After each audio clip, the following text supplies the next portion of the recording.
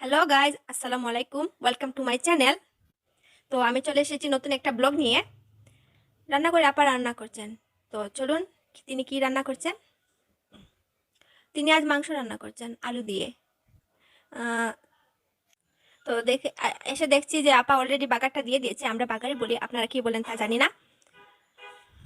তো এখন কষিয়ে নিচ্ছে, পেঁয়াজটাও দিয়ে দিলেন।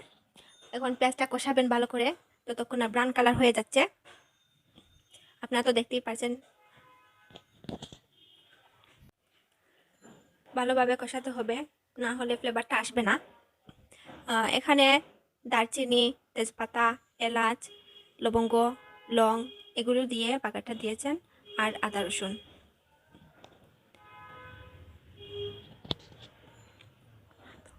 তো এখন লবণটা দিয়ে দিবেন। লবণটা দেওয়া হয়নি,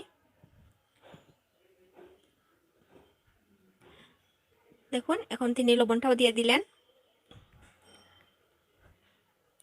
এখন আবার কষিয়ে নিচ্ছেন। মশলাটাকে আপনারা যত কষাবেন তত খাবারের স্বাদটা অনেক বেশি হয়। দেখেন, এই মাংসটা আজ রান্না করবেন, আবার কিছুটা রেখে দিবেন। অন্যদিকে আলুটাও ধুয়ে নেওয়া হচ্ছে, আবারও নেড়ে দিচ্ছেন। তো আপনারা কমেন্ট করে আমাকে জানিয়ে দেবেন কেমন হলো। তো এখন মরিচ গুঁড়ো দিয়ে দিলেন। পেঁয়াজটা ব্রাউন কালার হয়ে গেছে, এই জন্য মশলাটা দিয়ে দিচ্ছেন। তেমন কিছু না, গুঁড়ো যেগুলো আছে এগুলো দিয়েই। এখন ধনে গুঁড়ো দিয়ে দিলেন, হলুদ গুঁড়ো দিয়ে দিলেন। তো এগুলো সব ভালো করে সবগুলোকে মিক্স করে নিচ্ছেন।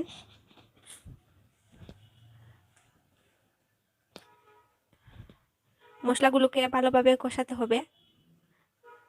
দেখেন, জিরে বাটাও দিয়ে দিলেন। জিরে বাটাটা আপনারা ঝোল দেওয়ার পরেও দিয়ে দিতে পারেন, আগেও দিতে পারেন, এটা আপনাদের ইচ্ছা। একটু পানি দিয়ে আবারও কষাচ্ছেন। দেখেন, আবারও একটু পানি দিলেন। অল্প অল্প পানি দিয়ে ভালোভাবে কষাতে হবে। দেখেন কত সুন্দর একটা কালার এসেছে।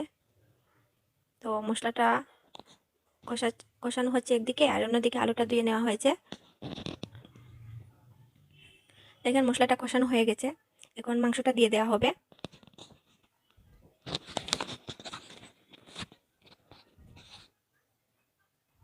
মাংসটা দিয়ে দিলেন। তো মাংসটা দিয়ে এখন ভালোভাবে মিক্স করে নেবেন। মাংসটার পানি বের হওয়ার জন্য অল্প আঁচে রান্না করতে হবে এবং ঢেকে রাখতে হবে, যাতে ভালোভাবে মাংসের পানিটা বের হয়ে আসে। এখন তিনি ঢেকে দিবেন। দেখেন, বলক উঠে এসেছে। এভাবে ঢেকে রেখে দিবেন, দেখবেন অনেকটা পানি বের হয়ে আসছে। অন্যদিকে আরেকটা কড়াইয়ে সরিষার তেল গরম করে তাতে আলুগুলো ভেজে নেবেন। দেখেন, আলুগুলো দিয়ে দিয়েছেন ভাজার জন্য। আলুগুলো ভেজে নিলে কি হয়, অনেকটা আছে না যে লেট হয় রান্না করতে, আলুগুলো সিদ্ধ হতেও লেট হয়। এজন্য আলুগুলো একটু ভেজে নিলে তাড়াতাড়ি সিদ্ধটা হয়ে যায়। আলুগুলো আপনারা বাছতেও পারেন, আবার নাও বাছতে পারেন। অন্যদিকে আবারও নেড়ে দিচ্ছেন। দেখেন, অনেকটা মাংসের পানি বের হয়ে এসেছে।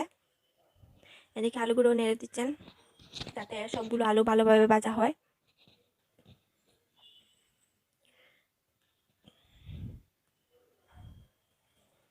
দেখেন কতগুলো পানি বের হয়ে আসছে। আর এই পানিটা আপনারা ভালোভাবে শুকিয়ে নেবেন। আলুগুলো প্রায় ভাজা হয়ে এসেছে। দেখেন, আলুগুলো তুলে নিচ্ছেন, কত সুন্দর একটা কালার এসেছে। এভাবে আপনারা ভেজে নিতে পারেন, আলাদা একটা টেস্ট হয়। দেখেন, মাংসের পানি একদম শুকিয়ে গেছে। শুকিয়ে যাওয়াতে এখন আলুগুলো দিয়ে আবারও ভালোভাবে নেড়ে রেখে দিবেন, না জল দিয়ে দিবেন।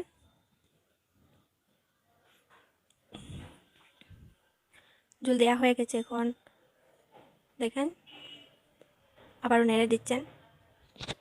জল দিয়ে রান্না করবেন, ঢেকে রান্না করবেন। মাঝে মধ্যে একটু ঢাকনাটা সরিয়ে দেখে নেবেন ভালোভাবে সিদ্ধ হয়েছে কিনা। দেখেন, মাংসটা হয়ে গেছে। তো গাইজ, আজকে এই পর্যন্তই। ভিডিওটা ভালো লাগলে লাইক